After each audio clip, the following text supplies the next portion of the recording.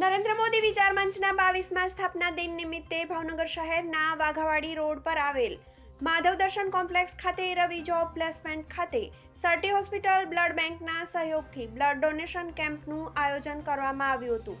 આ કેમ્પમાં સંસ્થાના લોકો તેમજ નરેન્દ્ર મોદી વિચાર મંચના કાર્યકર્તાઓ જોડાયા હતા। રિપોર્ટર વિપુલ ગોહિલ સાથે કેમેરામેન સંજય રાવળ। વૈભવ જોશી, પ્રદેશ પ્રવક્તા, નરેન્દ્ર મોદી વિચાર મંચ, યુવા મોરચો, ગુજરાત પ્રદેશ। નરેન્દ્ર મોદી વિચાર મંચના 22મા સ્થાપના દિવસ નિમિત્તે ગુજરાત પ્રદેશ યુવા મોરચાના માનનીય અધ્યક્ષ શ્રી ભાવેશભાઈ વાઘમસી તેમજ સંગઠનના મહામંત્રી શ્રી ભાઈ શ્રી રવિગીરીભાઈ ગોસ્વામીના માર્ગદર્શન હેઠળ આજે સમગ્ર દેશની અંદર જ્યારે નરેન્દ્રભાઈ મોદીના વિચાર શક્તિની સાથે સંગઠનને લઈ યુવાનોની અંદર એક પ્રેરણા જાગે, યુવાનોની અંદર એક રાષ્ટ્રભાવના સાથે કાર્યરત એવું નરેન્દ્ર મોદી વિચાર મંચની આજે 22મા વર્ષની જ્યારે સ્થાપના દિવસ છે ત્યારે આ સ્થાપના દિવસની ઉજવણીના ભાગરૂપે ભાવસભર ભાવેણાની આ ધરતી ઉપર અને માધવ દર્શન કોમ્પ્લેક્સ વાઘાવાડી રોડ ખાતે રવિ જોબ પ્લેસમેન્ટ ઓફિસ ખાતે આજે સરસ મજાનું આ બ્લડ ડોનેશન કેમ્પનું આયોજન કર્યું છે।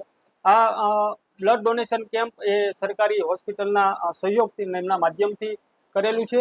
ખૂબ ઉત્સાહભેર ભાવનગરના નવયુવાનો આ બ્લડ કેમ્પની અંદર જોડાયા છે અને અત્રે એકત્ર થયેલ બ્લડ એ સરકારી હોસ્પિટલને અર્પણ કરવામાં આવશે અને જરૂરિયાતમંદ લોકો સુધી પહોંચાડવામાં આવશે। આજે નરેન્દ્ર મોદી વિચાર મંચ સંગઠનની આજે જ્યારે 22મા વર્ષની સ્થાપના દિવસની ઉજવણી થઈ રહી છે જેના ભાગરૂપે આ બ્લડ ડોનેશન કેમ્પનું આયોજન કરેલ છે। આ ઉપરાંત વૃક્ષારોપણ તેમજ અમદાવાદની અંદર થોડા દિવસ પહેલા પ્લેન ક્રેશની જે દુર્ઘટના થઈ હતી એની અંદર નિર્દોષ મૃત્યુ પામેલા તમામ લોકોને શ્રદ્ધાંજલિ પાઠવવાનો કાર્યક્રમ, આ સાથે વિવિધ કાર્યક્રમો કરી અને સમગ્ર ભાવનગરના યુવાનોને એક પ્રેરણા મળે, એક નવી ઉર્જા મળે, નવી શક્તિ મળે અને એક નવો સંદેશ સમગ્ર ભાવનાની અંદર જાય એ પ્રમાણેનું કામ નરેન્દ્ર મોદી વિચાર મંચ દ્વારા કરવામાં આવ્યું છે।